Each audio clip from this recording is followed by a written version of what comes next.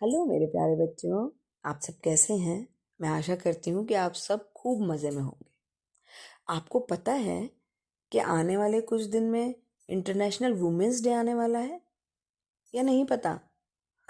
नहीं पता तो चलिए जानकारी प्राप्त करते हैं कुछ अंतर्राष्ट्रीय महिला दिवस के बारे में।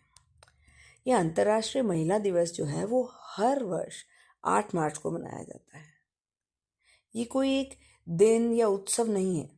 ये महिलाओं को सशक्त करने और उनको समानता दिलाने की तरफ एक कदम है। समाज को तब तक हम डेवलप नहीं कर सकते जब तक कि जो हमारे देश की लेडीज हैं वो हर क्षेत्र में स्वतंत्र और सशक्त हों। महिलाओं के राइट्स और उनको इक्वलिटी की तरफ ले जाना ही वुमेन्स डे का सबसे बड़ा मोटिव रहता है। इस दिन को मनाने का उद्देश्य समाज में महिलाओं की भूमिका को स्वीकार करना है और उन्हें आगे बढ़ने के लिए प्रेरित करना है। अब ये महिला दिवस क्यों और कब मनाया जाने लगा? महिला दिवस मनाने की शुरुआत 20वीं सदी से हुई थी। 1908 में अमेरिका में कामकाजी महिलाओं ने कम वेतन, लंबे कार्य घंटे और मतदान के अधिकार की मांग को लेकर न्यूयॉर्क में प्रदर्शन किया। इसके एक साल बाद 1909 में अमेरिका की सोशलिस्ट पार्टी ने 28 फरवरी को पहला राष्ट्रीय महिला दिवस बनाया। बाद में क्लारा चैटकिन नाम की समाजवादी नेता ने 8 मार्च को अंतर्राष्ट्रीय महिला दिवस घोषित करने का प्रस्ताव रखा। 1911 में जर्मनी, ऑस्ट्रिया, डेनमार्क और स्विट्जरलैंड में पहली बार अंतर्राष्ट्रीय महिला दिवस मनाया गया। संयुक्त राष्ट्र ने 1975 को आधिकारिक रूप से 8 मार्च को अंतर्राष्ट्रीय महिला दिवस मनाने की घोषणा की। अब ये वर्ष हर वर्ष मनाया जाता है। तो इस वर्ष 2025 की महिला दिवस की थीम क्या है? जैसा कि हम जानते हैं कि हर साल संयुक्त राष्ट्र महिला दिवस के लिए एक थीम तय करता है।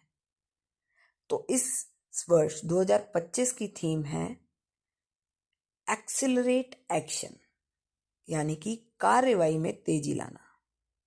यह थीम सभी महिलाओं और लड़कियों के लिए अधिकार, समानता और सशक्तिकरण पर आधारित है। अब तो हमने जान लिया कि इंटरनेशनल वुमेन्स डे या अंतर्राष्ट्रीय महिला दिवस कब, क्यों, कैसे मनाया जाता है। तो चलिए अब सुनते हैं इसके बारे में एक कहानी। एक गांव में एक लड़की रहती थी, सरिता।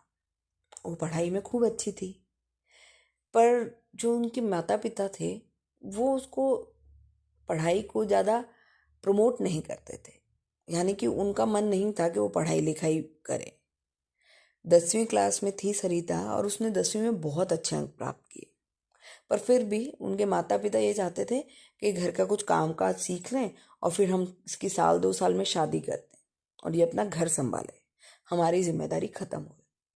सरिता इस बात से बहुत ही दुखी थी, पर फिर वो कितना विरोध करती। उसने पढ़ाई छोड़ दी और घर के कामकाज में लग गई। एक दिन कोई डॉक्टर मैडम गांव में आई और एक कोई सेमिनार सा रखा। उसमें सरिता भी गई, उसकी माताजी भी गई। वहां जाके सुना कि हाँ, किस तरीके से ये जो हैं वो डॉक्टर बन गई हैं। उन्होंने अपनी पूरी जर्नी बताई और बीमारियों के बारे में बताने के साथ साथ उन्होंने महिलाओं को अपने पैरों पे खड़े होने की भी सीख दी। वो सेमिनार अटेंड करने के बाद सरिता की रात की नींद उड़ गई।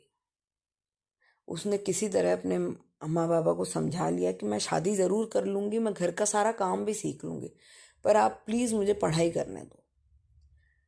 अम्मा पापा भी मान गए कि ठीक है, फिर हमने जब शादी करनी होगी तब तुझे पढ़ाई छोड़नी पड़ेगी। सरिता ने कहा हाँ ठीक है। उसने पढ़ना शुरू किया। सरिता के रिश्ते आते गए। कुछ भगवान ने भी साथ दिया कि उसकी कहीं बात नहीं बनी।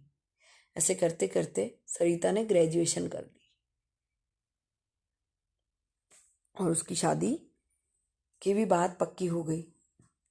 आज सरिता उसी गांव में एक टीचर की नौकरी करती।